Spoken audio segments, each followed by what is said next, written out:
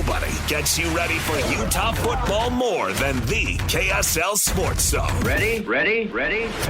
Kyle Whittingham and the Utes hit the road to Waco for a showdown against Baylor. Your home for the best coverage of Utah football is right here on 97.5, the KSL Sports Zone. You're listening to Jake Scott and Ben Anderson on 97.5, the KSL Sports Zone. Jacob Ben, 97.5, the KSL Sports Zone. Jake Scott, Ben Anderson, thank you for making us a part of your day. All right, Ben, we brought this up earlier, but this is the big story of the day, and there's kind of some nuance to it. And Utah, interestingly enough, is involved, certainly the Big 12. So Baylor, their athletic director, Mack Rhoades. Why did I say Mark? Mack Rhoades is taking a leave of absence from the school. Mm-hmm. He is currently on the College Football Playoff Committee, and he'll be stepping down, obviously, from that as well. Then Ross Dellinger is reporting that the Big 12 is pushing Mark Harlan to replace Mack Rhoades on the College Football Playoff Committee.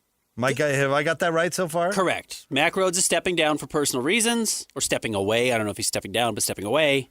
And there is backstory to why he is stepping away. Okay. Stuart Mandel, Sam Kahn, in The Athletic, wrote this. Rhoades, who is currently, they wrote this a couple days ago, so not quite up to date. Rhoades, who is currently serving as a chairperson for the College Football Playoff Committee, which we know is no longer the case, is alleged to have taken exception to a gold long-sleeved undershirt worn by Baylor tight end Michael Trigg, former USC tight end who transferred to Baylor, during the Bears' home game against Arizona State on September 20th. So this is about a month ago now.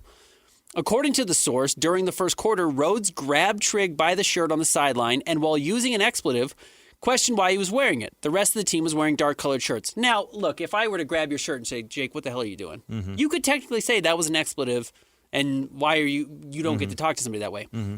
But it got so bad that, according to The Athletic, members of the coaching staff, including head coach Dave Aranda and tight ends coach Jared Anderson, later had heated words with Rhoades about the incident, the source said. The incident had a lingering impact on Trigg that day. Trigg got rattled, the source said. It kind of messed him up, to the point where Trigg asked his parents to come back and talk to the athletic director to defend him. Again, you're talking about a tight end in college football who went to USC, so we're talking, 6'5", 230? But was rattled enough that this Rhoades guy was in his face that he felt like he had to go to an authority figure, being his parents, though Aranda and the tight ends coach figured it out. More than a month ago, Baylor University received reports of an incident involving Vice President and Director of Intercollege Athletics, Mack Rhoades. These reports were thoroughly reviewed and investigated. This is a different incident. Uh-huh. So there's something else that has gone on with Rhoades behind the scenes that doesn't have anything to do with Trigg, the tight end, but is certainly looking like a pattern of problems with this guy. Do we think he was sober? Well, that was my first thought. I'm not kidding. That is my first thought. Well, if he's on PCP, then that makes a little more sense. But as you have also said recently, we got to stop blaming alcohol for things. For things. You're still doing it. Did you? Again, we don't know what his deal is here. We don't. Whatever his deal is, he is a grown man. I was making a joke. It doesn't matter whether he was sober or not. I'll give him the benefit of the doubt that he was sober as a judge and is just a psycho. And you could truly tell psychotic behavior because of the lack of consequence of the action, right? Uh-huh. Okay. If you're going to flip out on somebody, they better have beaten up your kid or something. Mm-hmm. Like, you know what I mean? Like, yes, there are right. certain where you're like, okay, I kind of get why that person flipped out. This is a player that didn't follow the dress code. Right. Like, you could have communicated to the player in an email after the game, mm-hmm. Listen, this is what you need to wear during games. Yeah. We'll consider further action if you don't follow it. Send. The kid wore a gold long sleeve shirt because he was covering up a brace that he had because he was injured. The consequences of the violation are nothing. So that's why I think we're just dealing with a true psycho. I would have fired Mack too. And I think he's going to be gone, which does By the way, Baylor has a really bad track record of Okay, hiring this is really funny. athletic directors and coaches and stuff. It just makes you appreciate Utah and BYU and the fact that, like, these have been relatively sane people. Like, you cannot like that Mark Harlan went out and stormed the field and then stormed the press conference room to talk about not being happy about losing to BYU. You can hate that. Well, I actually think that behavior kind of falls into this category, but that is neither here nor there. Okay, so Ian McCaw was the AD over Art Briles when Art Briles had all the sexual assault allegations, or they were going on at Baylor, And he was Art ignoring Briles was it, there, yeah. and he was ignoring it.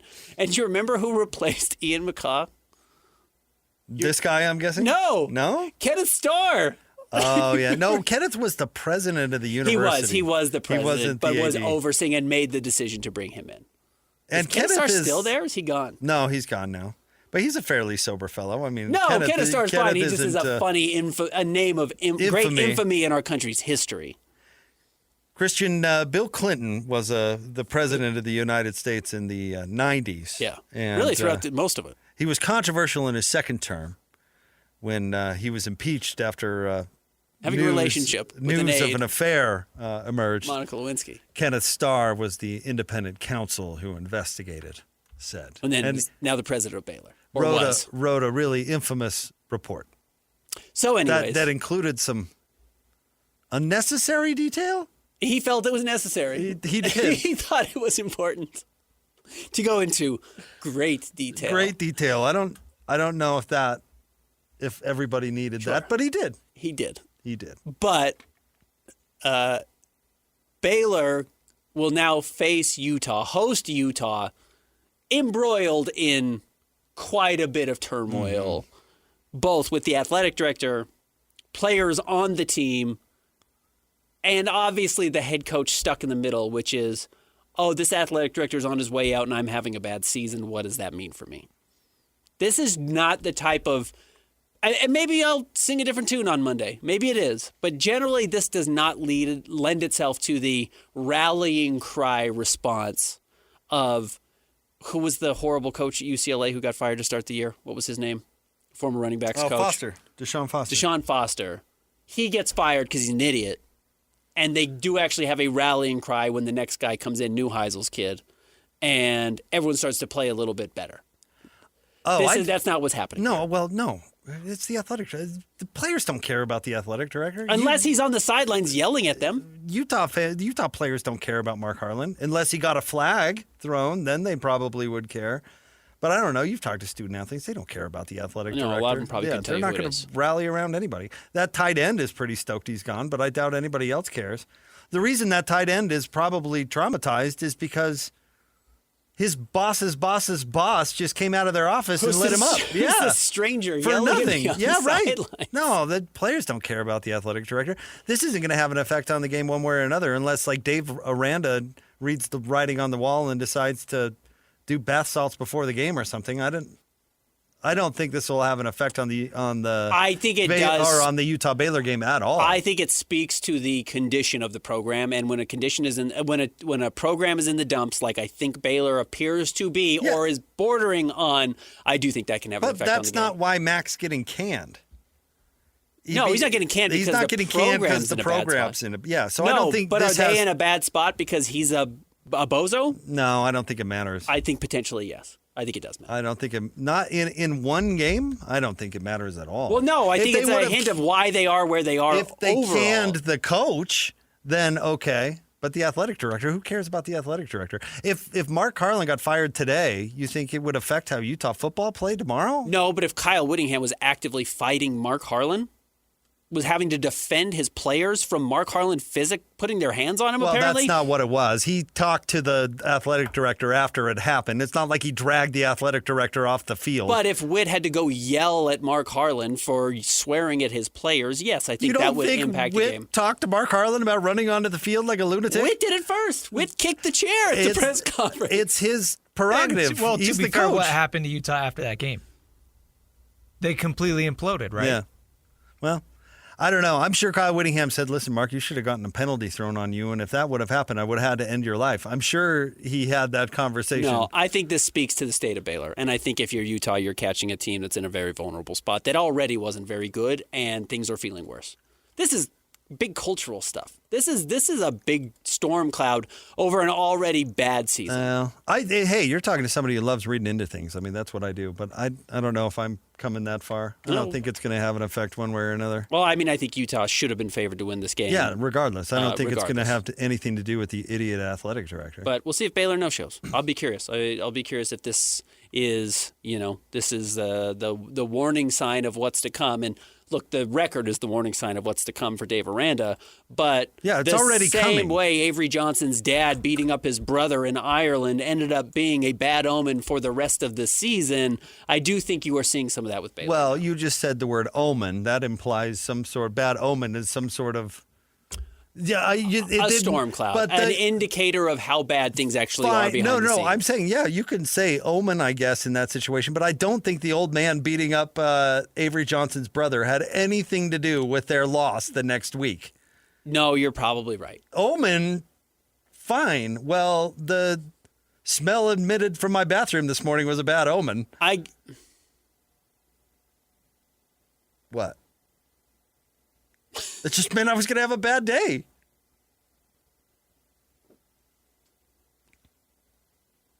What did you do to your bathroom? I don't know. That's the first thing that came to my mind. No, I think it's an indicator that this is a program potentially in shambles. I think it's maybe more so than it has been, and they've been able to tape it together. This type of stuff is the straw that breaks the camel's back. But I think it's not causal. I think it's a result. Or a reflection, or even a coincidence. I would doubt it's a coincidence. All right, good times. I'm excited to see how this game goes. But yeah, Baylor's in a really bad spot. The athletic director specifically, and it's bad news for Dave Aranda. Stay tuned. More next. 97.5 the KSL Sports Zone.